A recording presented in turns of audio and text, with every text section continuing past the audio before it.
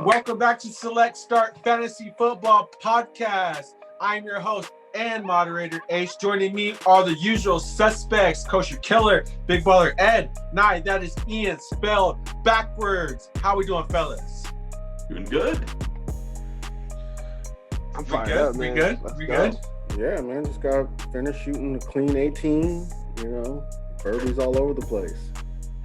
It is championship week in our league. It is semifinals, but in most of your guys' league, hey, it's championship week. Just off the top, man, there are some heavy hitters out there with their status in doubt with either injuries or COVIDs. So why don't we just jump right into that to see some of those injury or COVID situations that might be affecting your championship roster or lineups this week.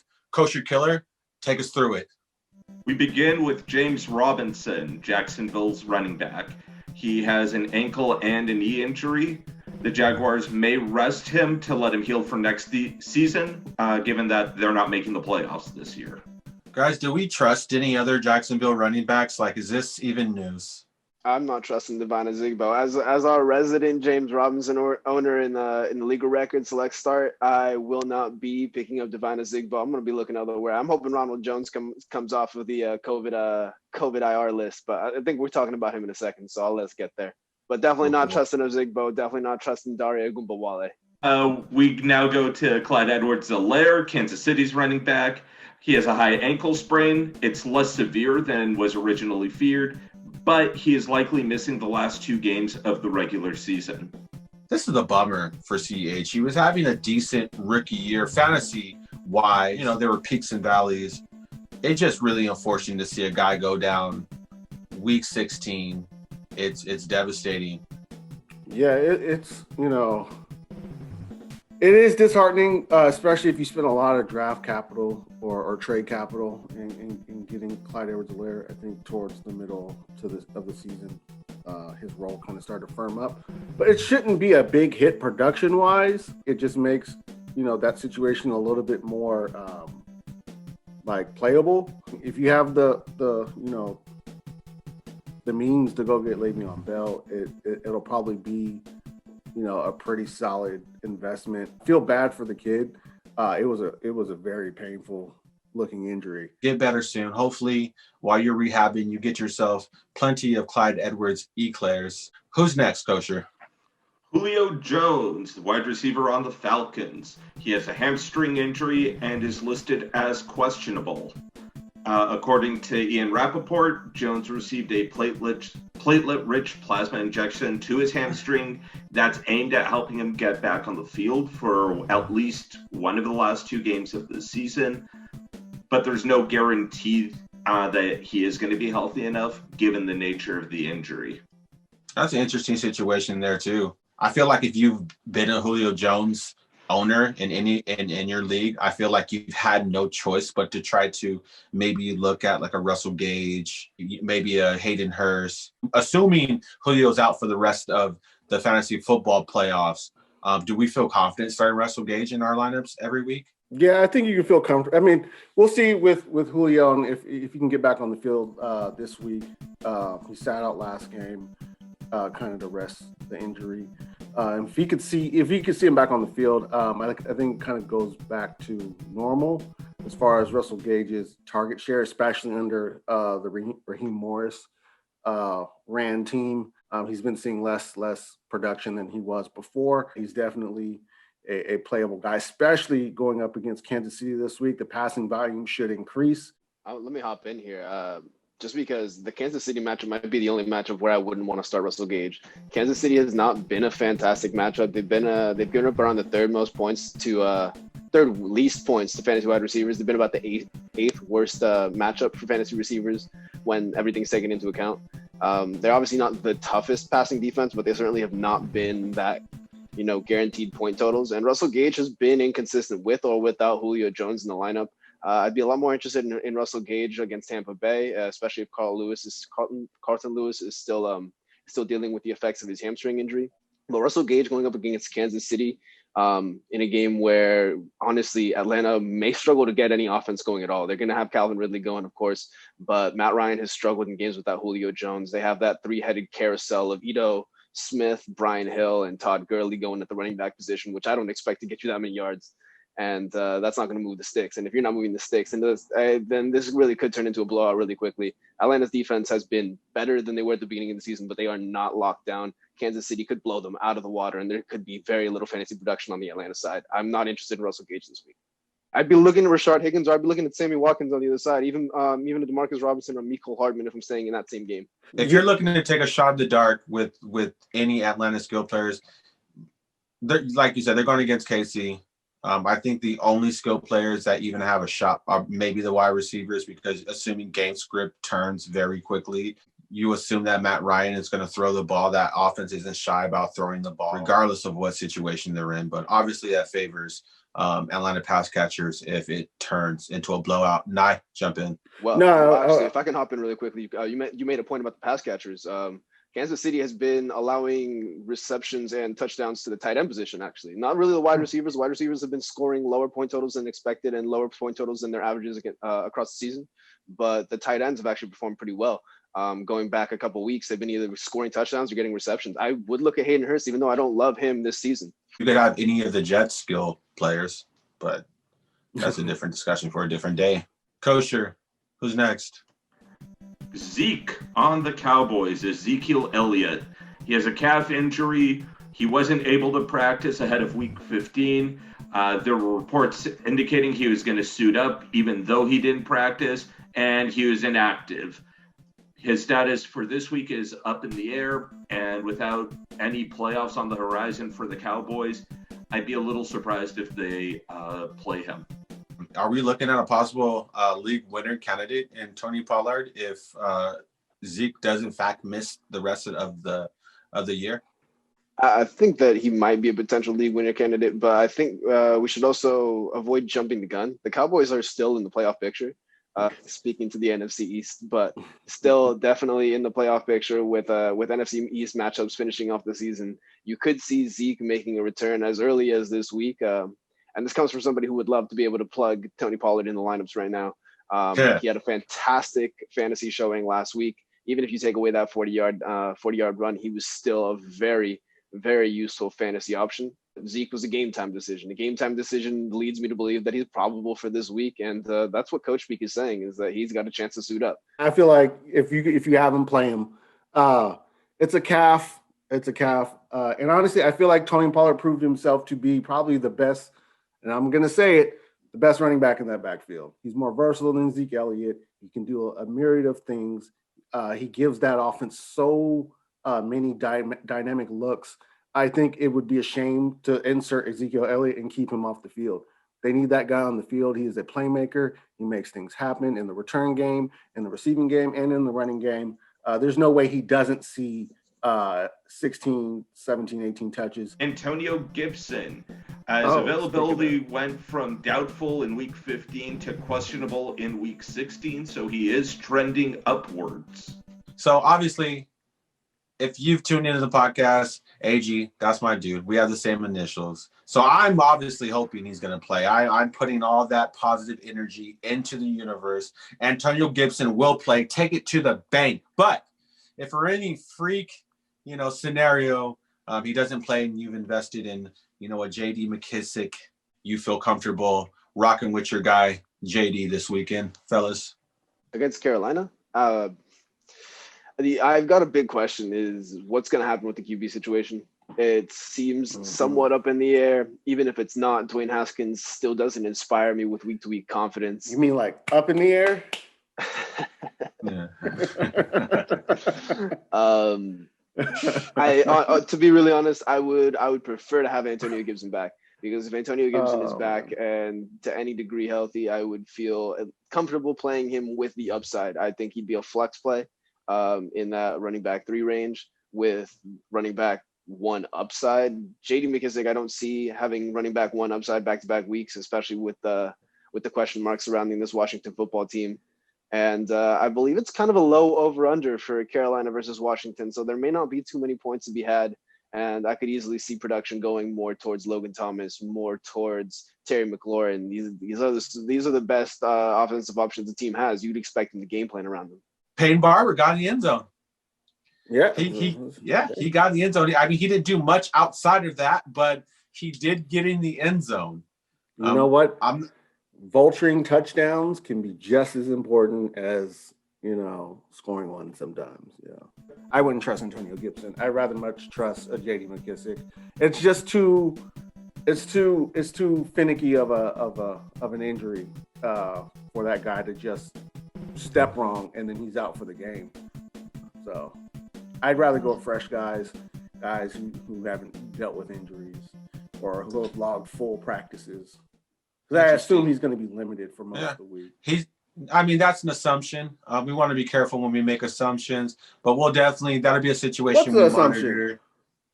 It's an assumption. I mean, there's a few assumptions. You're assuming that his injury, like you've He seen. has a turf toe. But you're assuming that the severity of the injury, and then you're assuming that he's going to be limited for the rest of the week. Let's just wait and see how it plays out. Oh, come on, man. Don't baby your boy, bro. He got turf toe. Like, we've seen this injury 1,000 times, bro. He has turf toe. Okay. I wouldn't play him. Naya's bullish on AG. I'm telling you guys. I'm telling AG Nation. Listen to me. Can we pan the camera over here? Listen to me. Nah, phenomenal talent. AG is going to play, him. and he's a league winner, baby. He's a league winner. Play him. If I can cut in, just for all of you guys that just saw the camera pan over to Ace edited that, so that pan was by him for him. Yeah. He's talking directly to Antonio Gibson. Like, absolutely. I need 100 yards and 2 touchdowns out of you. I just don't think it happens. On that note, we'll go to our top performers this week. I'm going to keep up with the trend. Big Baller set last week, and he went with guys who won him his matchup. So I'm going to highlight guys who won me my matchup. And I'm going to start with Kyler Murray. He went 27 for 36 with 3 passing touchdowns with 1 rushing touchdown. He did have a fumble and 1 bonehead interception in the red zone that if you have Kyler Murray on your team this year, you've just learned to deal with it. He is prone to making those kind of bonehead turnovers, but his floor is so high week in and week out, you just live with it. And then the second person I'm highlighting, 2 weeks in a row, man, Jalen Hurts, man, he answered the bell and went 24 for 44 against the Arizona Cardinals and had 3 passing touchdowns of his own, added a rushing touchdown, and has really proven that, hey, man, he deserves to be the permanent starting quarterback in Philly. And also maybe your first or second pick on your fantasy teams next year. I'm just saying, quarterbacks are going to fly off the boards next week or next year. Take it to the bank. So, yeah, those are my picks. Both quarterbacks had over 30 fantasy points and catapulted me into the Select Start semifinals of our playoffs. So I'll throw it back at you guys. Top performers, Big Baller Ed. All right, so I'm going to start off with a guy who's gotten a lot of guff this season. High draft capital guy. If you were in a double QB or in a flex league, you probably super flex league, you probably drafted him in the first round, and he's been disappointing. But ever since the playoffs started, he's been a playoff game winner, and that's Lamar Jackson. He went 17 for 22, 243 yards, 3 touchdowns, 1 interception. Also rushed 10 times for 35 yards and 1 more touchdown.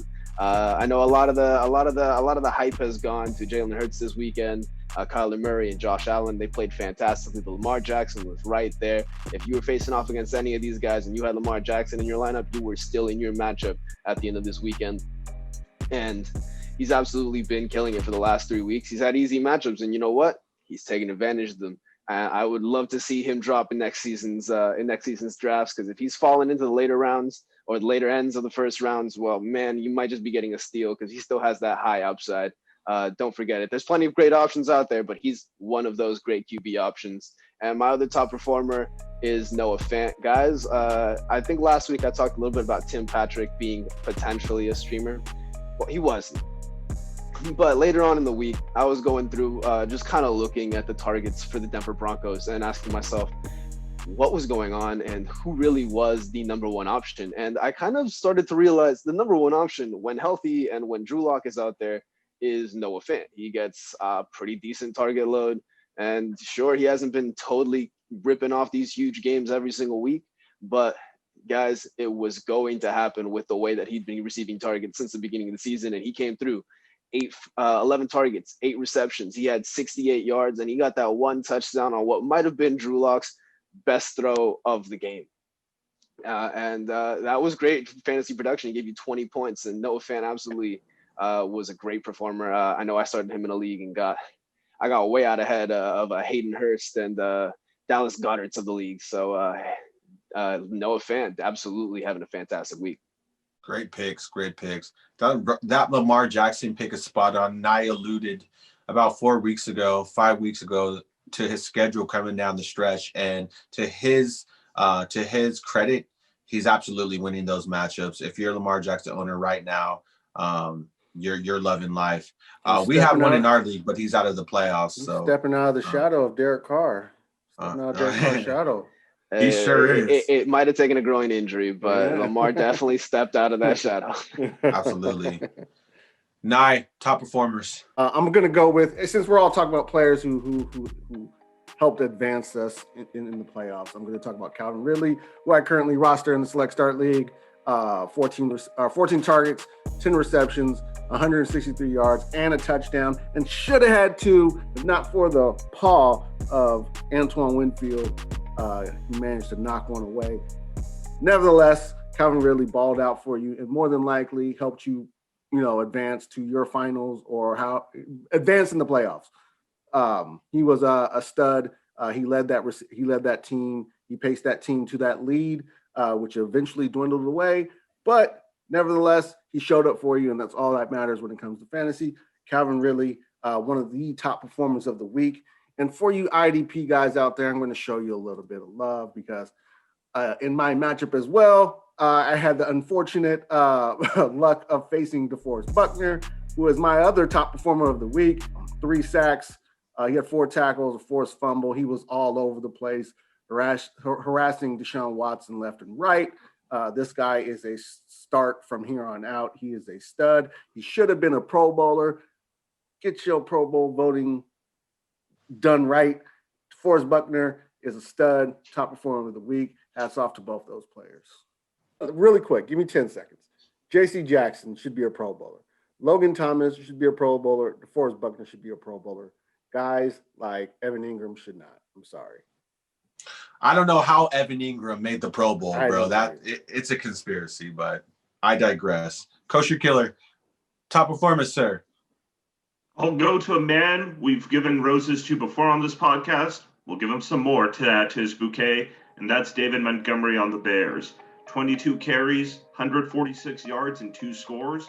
We said this man could lead you to a fantasy championship, and he's playing like he wants to. My second one, Ryan Tannehill. 273 passing yards, 5 total touchdowns, 3 through the air, and he ran for 2. Man was a touchdown machine. Big Baller, what round did you draft Ryan Tannehill in, bro? Oh man, too late. Don't even. In the rounds where Gardner Minshew's were going off the table. Oh man, no shade, bro. Ryan Tannehill, this is the bomb explosion potential. I will say you probably took Ryan Tannehill before I took Gardner Minshew. I did. No, yeah, I don't think I took him over. Yeah, I didn't leave that option up to you. So we'll keep that out there for everybody.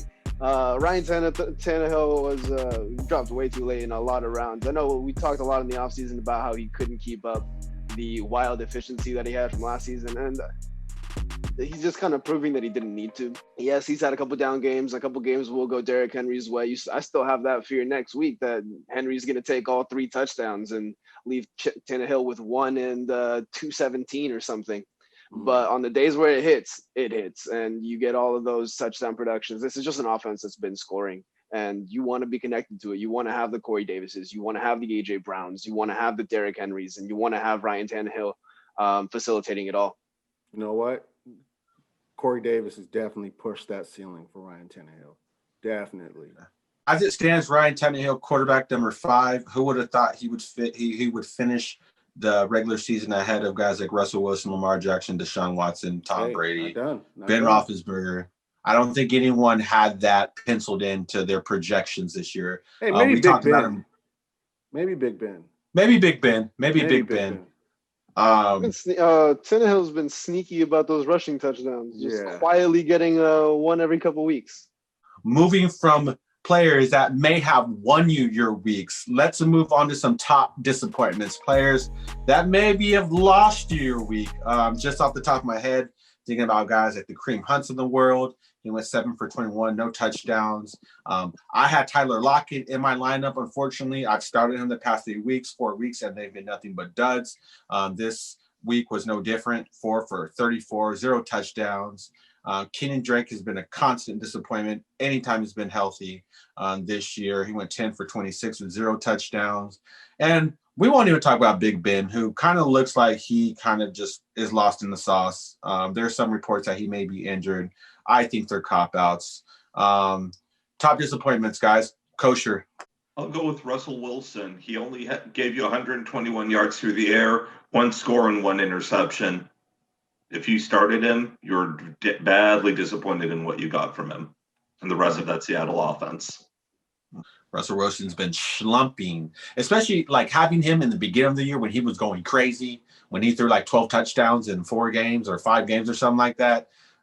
This is the second half of this season. He's probably been the most disappointing player. I'm going to start it off with Amari Cooper. This guy has been the picture of consistency through 4 different quarterbacks all season long. And then I guess Zeke disappears and he decides to go 3 targets, 2 receptions for 10 yards. Disappeared, didn't do anything in the game. Total disappointment. And I guess I got to follow it up because I had 2 disappointments in my lineup this week. That's what the buy is for, guys, because Derek Carr also went out there and threw about 5 passes, completed 3 of them, got 53 yards, no touchdowns, and then went boom in every single one of the wrong ways because apparently this time he fired up the car and his groin exploded. So I know how exciting Marcus Mariota was. Twitter was going up and off about it, but all I could think to myself was, man, Derek Carr. Three of the last weeks, 2 of them has been an absolute terrible disappointment for one reason or another. And maybe for the best, I won't have him as an option so that I can't blow up my car going up against one of either Ace or Ian this week. And finally, my last disappointment has got to be Mike Davis. I've been disappointed with Mike Davis on and off throughout this whole season. And I guess it just calls out. I hear the siren song. Christian McCaffrey, come back. Because I don't see Christian McCaffrey missing out the opportunities the way that Mike Davis has. Mike Davis has been up and down. Yes, I think he's been in the top 10. For the season, he might be one of the top 10 running backs. But if you've been rostering him, you've probably lost quite a few weeks with disappointing Mike Davis performances. And this week was no different. 14 carries for 59 yards. And this one was just really fun. As I was reading it, I wanted to say it out loud. 2 for 2 for 2. He had 2 targets for 2 receptions and 2 yards. So he's a new 2 for 2 for 2. An absolute disappointment. 2 for 2 for 2 was Mike Davis this past week. Nye, top disappointments. Oh, well, you know, you had a laundry list of them in our I did Slack have a laundry chat. list, and I had to pare it down. So I'm going to go really, really quickly. A pair of wide receivers, Davante Adams, Keenan Allen. 2 for 2 different reasons. Davante Adams had a 8-game streak of getting into the end zone. That snapped this past Saturday, where he failed to get into the end zone against the Carolina Panthers, which was a plus matchup going into that game. He was only able to secure 7 passes for 42 yards, which might be okay for some wide receivers, but it is freaking Davante Adams. And if you got that performance from Davante Adams, you might have gone home this weekend in the fantasy playoffs. I am sorry to hear that. And then Keenan Allen, for another reason, a guy who pushed the play. He gets out there and was just a decoy all night. Didn't really do anything last Thursday night. Wasn't able to muster anything worth the start. 1 for 3 for 17 yards. Was not a Keenan Allen game, which more than likely resulted in you starting him and then going home this week. So I feel for you. It was tough. It's hard when players like Keenan Allen decide to tough it out and play and you feel like, hey, you know what? It's Keenan Allen. What am I going to do? It's playing the Raiders. And he goes out and gives you that kind of game. Actually didn't really even play much of the game. So, yeah, tough. Very, very tough. To speak to that Keenan Allen disappointment, I know that's probably really tough for everybody who had him in lineups to have taken him out. I know, though, for those of you listening, you had the opportunity. You saw our select start drop on Keenan Allen game where we mentioned Tyron Johnson and Jalen Guyton. Both of them came down with touchdowns. We talked about how they were probably your better dart throws, with Mike Williams and Keenan Allen looking doubtful. So hopefully some of you guys watching out there were able to keep up, and the Select Start podcast help you stay in these playoffs. Yeah, we'll definitely have more midweek drops for you guys going into season 2. But yeah, man, you guys keep on the lookout, man. Keep coming back to the channel, man. We're dropping jewels on you guys. Just to echo Big Baller, if you guys tuned in to that Thursday night drop, y'all would have thanked us. Y'all would have won. That's what those notification bells are for. They let you know when game time's coming close and adjustments need to be made. But really quick, going back to you, Big Baller, is Derek Carr a drop? Just for the listeners out there. So this is where I'm currently, the way I'm looking at Derek Carr is well, if you're looking at this week and it looks like he's not going to play, then I believe Derek Carr is probably a drop. If you have another week left and there's reports indicate Derek Carr might be back, then I would hold on to Derek Carr. We all know that in terms of explosions, Marcus Mariota can be just as equal of an explosion. So I'm very iffy about Derek Carr. I'm holding him if reports indicate that he might be back in the regular season. But if they come out and they say, hey, look, he's not playing this week, then I'm dropping him in all leagues that are over this week. There's no reason to hold him, of course. But if you have a deep enough bench, I'd probably try to hold the Derek Carr. He's just been an option who I still think has been consistent enough to roll out there. And you never know. You might be giving the competition an asset. So, I mean, if you can hold on to those players, hold on to them. That's the last thing you want.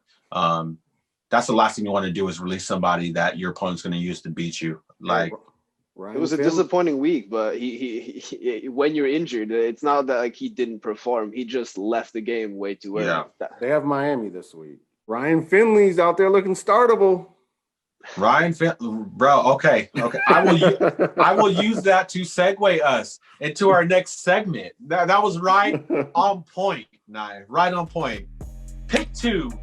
And this week we're talking league winning picks, championship picks, fellas. Championship picks. Obviously, with the CEH situation, the Le'Veon's out there. We talked about the McShanigans. We've got Malcolm Brown, Darrell Henderson. We have a decision to make there. Even guys like Giovanni Bernard is looking like he could help you down the stretch.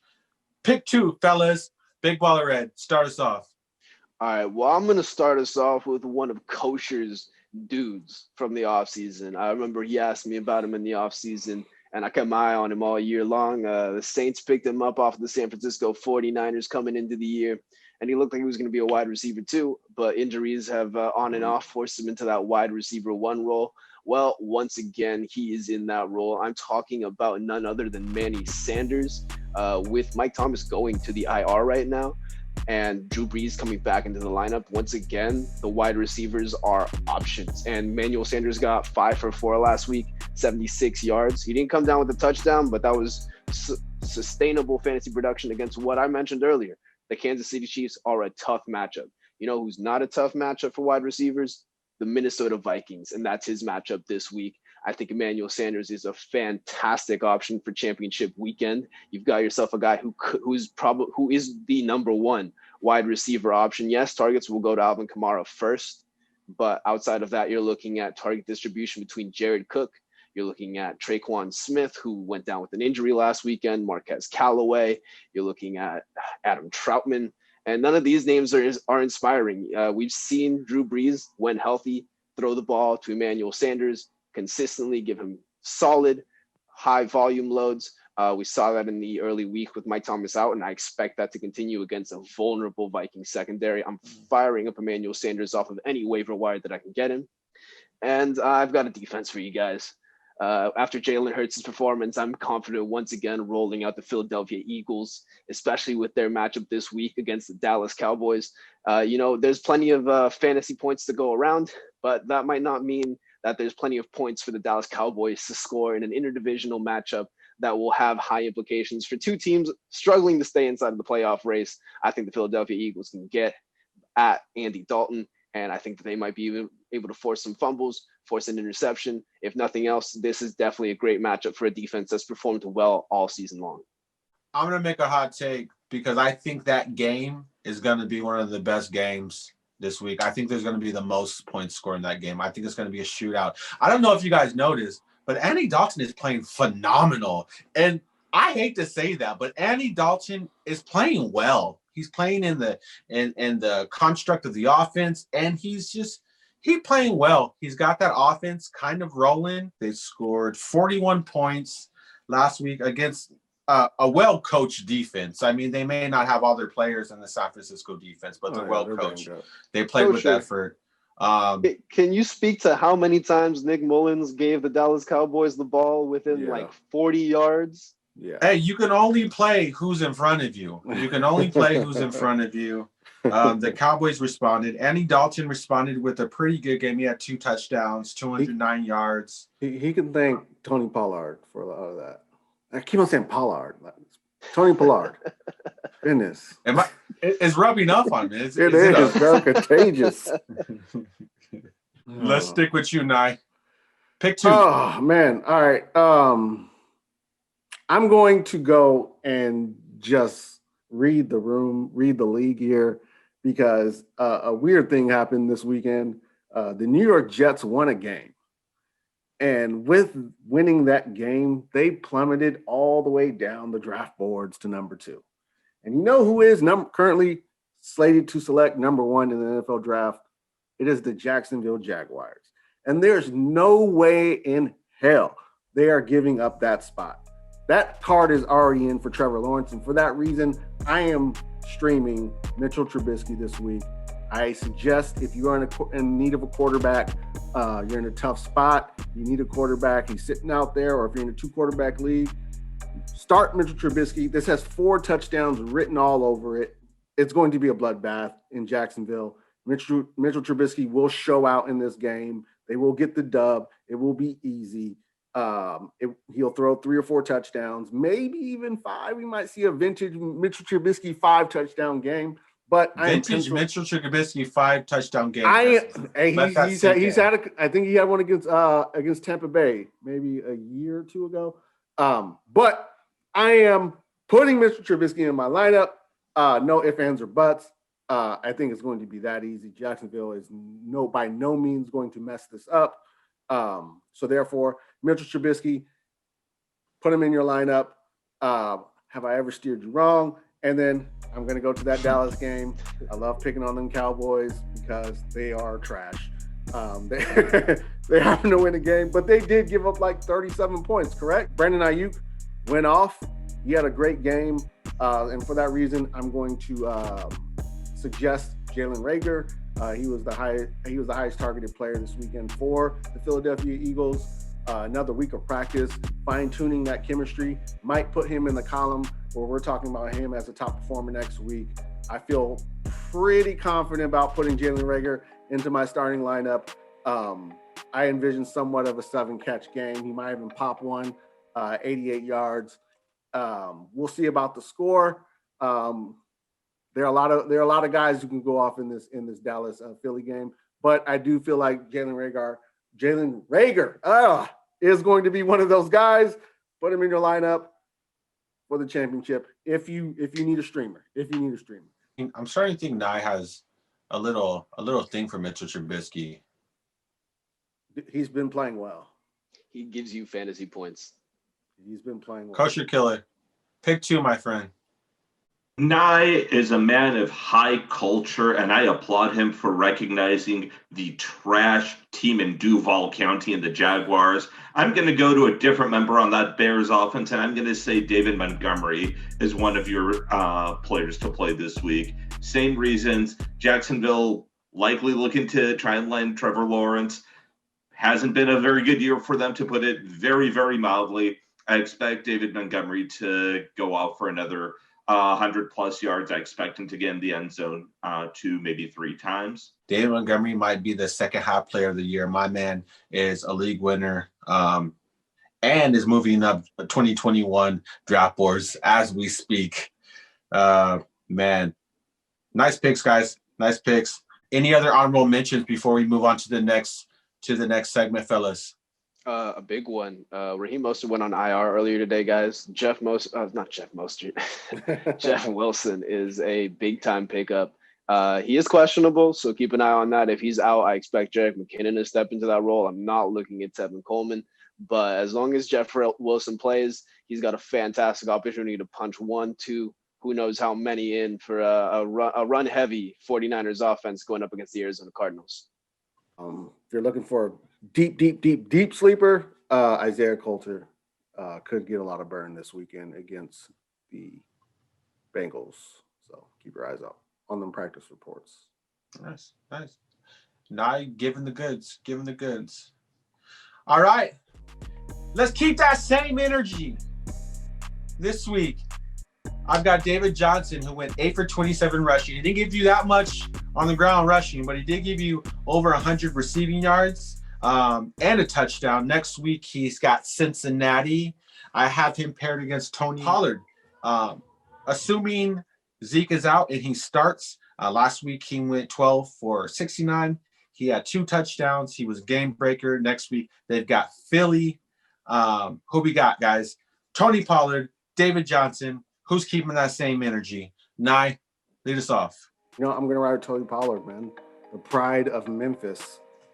I'm going to roll with him against the Philadelphia Eagles. I think he secures 7 targets. Probably carries the ball around 15 times. Gets you around 16 fantasy points and continues his ascension as eventually the lead back for the Dallas Cowboys. I got David Johnson. Both run defenses have struggled badly this year. The Eagles have allowed 100 or more rushing yards 10 times this season. The Bengals 8 times. But I'm going with Johnson because of his receiving ability. I think he gives you that extra edge, and I think the Bengals are too good of a matchup to pass up on him. I heard that. Thanks for the advice, Coach. I do have David Johnson, man. You've been solid for me this year. I'm going with Tony Pollard, and I might just do that even if Zeke plays. Obviously, David Johnson had 11 for 11 and over 100 reception yards last week, but that was against the Indianapolis Colts, a team that can take away your receiving game, especially when you're starting a bunch of backups, a bunch of practice squad players. Chad Hansen, been playing great. Called up from the practice squad. This week they're playing against Cincinnati. This is a better matchup where you should be able to get the ball to some of your receivers. Sorry, did I say Cincinnati? They are playing against Cincinnati. Okay. Yeah. Mm-hmm. Absolutely. My bad. So they will be playing against Cincinnati. Cincinnati's been right about middle of the road. You guys saw them against the Steelers, 2 middle of the road teams going back and forth with each other. But I don't think that David Johnson is going to need to be relied on as much. I think that Deshaun Watson is going to be able to get it out to his pass catchers a little bit more. And if that happens and David Johnson isn't up there in the 8 to 11 target range, then we're looking at a guy who ran 8 times last week for 27 yards on a 3.4 yards per carry and just hasn't been great carrying the football. I'll take Tony Pollard and those fresh explosive legs over David Johnson, who has not been great on the ground this week. He also had to deal with Duke Johnson and CJ Prosise not being available. They might not be available again this week, so that could boost David Johnson a little bit, but he's still not somebody who I'm overly excited about plugging into my lineups. Probably a 10 to 15 point range would be expected. I expect it to be a big Deshaun Watson game. I think he has over 60 yards rushing on the day. I think he's going to show out one more time before they probably eventually sit him for week 17. David Johnson, you got to hope for the best, expect the worst. You know his track record. You know what? Listen, it's championship weekend. Now it's not the time to be indecisive and mince your picks, man. Go with the guys you know are going to give you the goods. That's the only way you're going to win your week. Now's not the time to really dabble too much on the waiver wire. If you know who you want, go get them. Be decisive.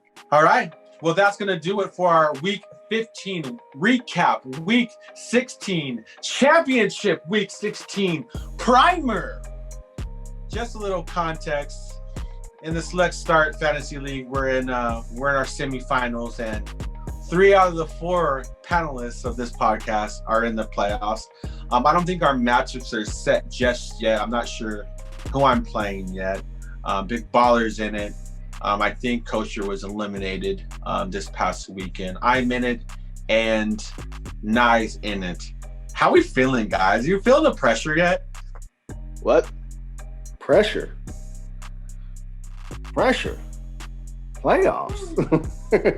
I mean pressure and bust pipes or makes diamonds or something. We feeling like diamonds, or are we feeling like? But I've had all the pressure I need for this playoff, so I think I'm good for the rest of the time. Okay. I have the opportunity to grace in this fantasy bracket. This is all I'm going to say. I mean, I don't feel any pressure. I'm ready for whatever you guys have to throw at me. But just one thing. Don't dance on my logo in the pregame. Just don't do that, man. Just please don't do that. I'll wait till after the take very matchup. kindly to it at all, man. But what you're saying is don't give you any bad juju this week? I like what you do with that. Over at the Big Baller headquarters, we don't feel pressure. Yeah. We give pressure. Hey, I like that. I don't know. I heard y'all was in Mexico for the bye week, so. I'm pretty. Yeah, you know what? You're I was right. at boat parties. I thought I saw a Big Baller on a banana boat somewhere. Yeah, man. somewhere. You know. Hey, it's The called combo. preparation. Get your mind right before you get the body right. Hey, it's Liddy. So yeah, that's what we got going on this week. We are in the semifinals of our league. Next week will be the finals for us. We've got 3 shows left this week, including this one. So yeah, we have this one, which is our semifinal week, which is you guys' championship week. We have next week, which is our championship week. And maybe some of you guys out there have got championships or leagues going into week 17. So we have 2 episodes, 2 weekly episodes, and then we have our first annual Select Start Awards. So there's still a lot to look forward to from our channel this year. We appreciate everyone that's sticking it out to the end with us this year. And anyone who stopped by the channel at any point this season, we appreciate you guys. For myself, for Big Baller Brand, for Kosher Killer, for Nye, that's Ian spelled backwards. Make sure you guys like, comment, subscribe. You guys bang that notification bell. We are the Select Start Podcast, man, and we out. Hey, and guys, breaking news. I believe that a sport has recently begun today where a 6'8", 250-pound guy is flying around on the court like he just got hit by Von Bell when people just run by him. Let's be thankful for the Derrick Henrys, DK Metcalfs, and AJ Browns of the world because they keep us going like that. Hey.